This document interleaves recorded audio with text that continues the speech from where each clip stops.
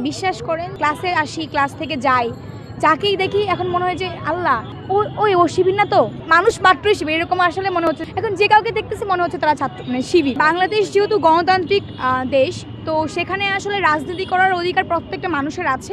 প্রত্যেকটা মানুষের নিজ নিজ জায়গায় তার মতাদর্শ থাকবে। আমি একজন নিরপেক্ষ মানুষ, আমি কখনো আগে কোনো সংগঠন করিনি এবং কোনো রাজনৈতিক দলের সাথে আমি সম্পৃক্ত নই। তবে যেহেতু গণতান্ত্রিক রাষ্ট্রে আমি বাস করি, কারোর মতাদর্শ, কারোর আদর্শকে আমি কখনোই হচ্ছে যে নেতিবাচকভাবে দেখব না। যে যার জায়গা থেকে তার মতাদর্শে থাকতেই পারে। সেই জন্য এখন তারা আসলে আত্মগোপনে ছিল, তারা তারা নিজেদেরকে প্রকাশ করেছে। তারা হয়তো 16 বছর 17 বছর নিজেদেরকে প্রকাশ করার জায়গাটি পায়নি, তাদেরকে খোলসের আবরণ থেকে মুক্ত করার সুযোগ হয়নি। এখন তারা পেয়েছে, কিন্তু আমরা কখনোই বারবার বলেছি, 9 দফা দাবির মধ্যেও ছিল, এখনও বারবার বলছি যে দলীয় লেজুর ভিত্তিক যে ছাত্র রাজনীতি ছিল সেটি আমাদের ক্যাম্পাসে কখনোই ফিরবে না। সেটি যদি কখনো আবার ফিরে, সেটা নিয়ে আসলে আমরা সবসময় সোচ্চার থাকবো।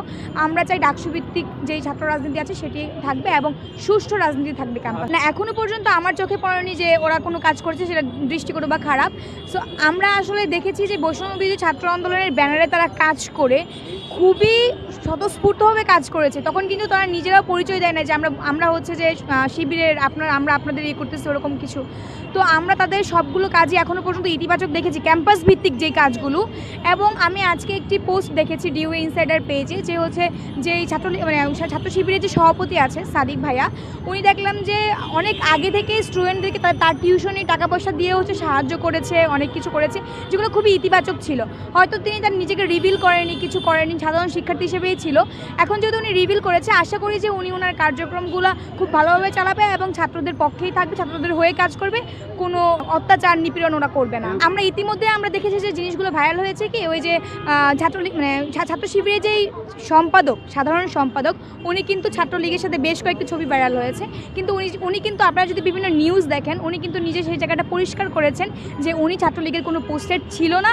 হয়তো অভিবাদন জানাতে বা শুভেচ্ছা বিনিময় করার জন্য উনি সেই ছবিটি দিয়েছিল এবং সেই ছাত্র শিবিরের সাধারণ সম্পাদক হিসেবে এখন তার নিজের পরিচয়ে আত্মপ্রকাশ করেছে। বিশ্বাস করেন যদি হচ্ছে যে ক্লাসে আসি, ক্লাস থেকে যাই, যাকেই দেখি এখন মনে হয় যে আল্লাহ, ছাত্র শিবির আগে ভাবতাম কি তাদের দাঁড়িয়ে আছে, তারা মনে ছাত্র শিবির। কিন্তু দেখি যে এখন আসলে যারা ছাত্র শিবির করতেছে তাদের ওই রকমভাবে কিছু না, তারা জেনারেল স্টুডেন্টের মতোই।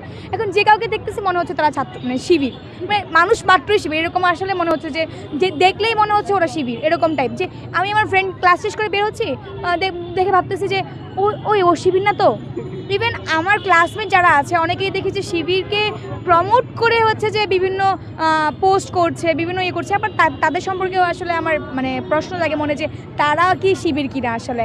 তো এখন দেখা যাবে আস্তে আস্তে, যেহেতু শিবির তার আত্মপ্রকাশ করেছে, কে শিবির সত্যিই কিন্তু প্রকাশ পাবে এবং পূর্ণাঙ্গ কমিটিও হয়তো বা খুব তাড়াতাড়ি আসলে প্রকাশ পাবে। এখন আসলে কোনো আতঙ্ক অনুভব করছি না, যেহেতু আসলে ওরা আমাদের হয়েই কাজ করছে, আমাদের সাথেই কাজ করছে, তো ওইভাবে আতঙ্ক অনুভব করছি না। তবে আসলে দেখেন যে আপনারা যখন সম্প্রীতির বাংলাদেশে একটা শাহবাগে প্রোগ্রাম হয়েছিল, সেখানে কিন্তু সাদিক ভাইয়া হচ্ছে যে বক্তব্য দিয়েছিল। তো তখন আসলে দেখবেন যে ওনার জনপ্রিয়তা কত, এত মানুষ হচ্ছে তার এত মানুষ চিল্লায় উঠছে যখন সে বক্তব্য দিতে আসছে।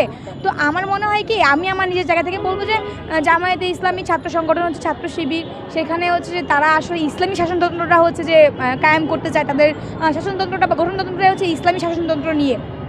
তো সবাই হয়তো অনেক চায় যে ইসলাম যেহেতু আমাদের একটা সফট কর্নার কাজ করে, ইসলাম আমাদের ধর্মীয় একটা বিশ্বাসের জায়গা, তো সেই জায়গায় হয়তো সফট কর্নার কাজ করে এবং সবাই চায় যে আসলে ছাত্র শিবির শুনলে ভাল লাগে এরকম। কিন্তু যদি ভোট যায় দিন শেষে, তখন গিয়ে দেখবেন যে আসলে যারা পরিচিত বাংলাদেশে, আসলে যারা খুবই পরিচিত ফেস, তারাই ভোট পাবে। তারা যে পাবে, যখন বলবে যে এই তোমরা বুরকা পরো, এই তোমরা হচ্ছে যে পাঞ্জাবি পায়জামা পরে তোমাদেরকে আসতে হবে, ঘুরতে হবে, ফিরতে হবে, তখন কিন্তু কেউ দেখবেন যে ওটাকে প্রমোট করতেছে না। সবাই লিবারিজম চায়, কেউ কিন্তু চায় না যে তার উপরে হচ্ছে যে কোনো চাপিয়ে দেওয়ার সিদ্ধান্ত আসুক।